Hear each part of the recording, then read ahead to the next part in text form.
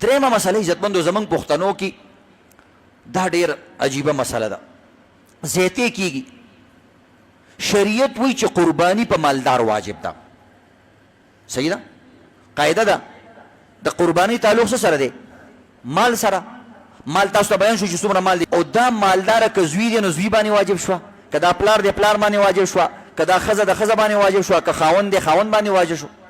مال سره د دې تعلق دی، ښځې نر سره او دغه رنګ عزتمندو اجي صاحب غیر اجي سره د دې تعلق نشته. زمونږ چې یو نوی هلک دی دلته وروره خدادات ماله کې کوچي بازار قصه خانه کې 100 روپۍ وګټلې، نور پلار هم غریب دی مور هم غریب دی. اوس دا دې پلار ته وایي پلاره زه قرباني کوم، پلار ته وایي مشر سپین ږیری پلار دی ناست دی بې غیرته، دا څنګه دا خبره دې په دې خوله راځي؟ دا خبره غلطه ده عزتمند. بھئی پلار په خپل وخت کې پیسې نه دي ګټلي، بس اوس دې په قلاره کښېني، اوس په ده باندې قرباني نشته. ته غریب یې که نه تا باندې قرباني شته نه دی، پیسې دې ګټلي زوی دي نو په زوی دې قرباني ده. که ستا دوکان بیا په تا باندې ده بیا دې په زوی نشته.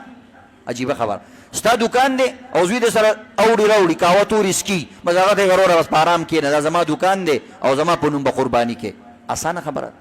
یا ښځه در واده شوې د هغې سره سونه چاندي شته چې دا قرباني کوي، یا په خپل کور باندې مور ورته وایي زما قرباني به کې، ته خو دومره شانې په ارام کښېنه. نه غلطه. درېیمه مسله عزتمندو زمونږ پښتنو کې دا ډېر عجیبه مسله ده، زیاتې کېږي. شریعت وایي چې قرباني په مالدار واجب ده. صحیح ده؟ قاعده ده د قرباني تعلق څه سره دی؟ مال سره. مال تاسو ته بیان شو چې څومره مال دی، او دا مالداره که زوی دی نو زوی باندې واجب شوه، که دا پلار دی پلار باندې واجب شوه، که دا ښځه د ښځه باندې واجب شوه، که خاوند دی خاوند باندې واجب شو. مال سره د دې تعلق دی، ښځې نر سره او دغه رنګ عزتمندو اجي صاحب غیر اجي سره د دې تعلق نشته.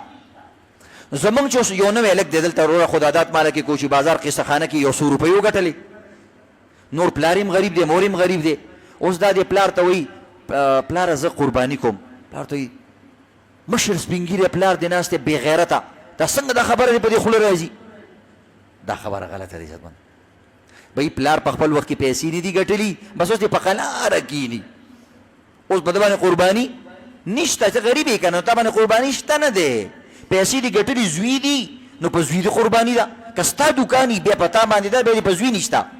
عجیبه خبره، ستا دوکان دی او زوی دې سره اوړي راوړي قهوه تورې سکي، بس هغه ته یې وروره بس په ارام کښېنه، دا زما دوکان دی او زما په نوم به قرباني کې.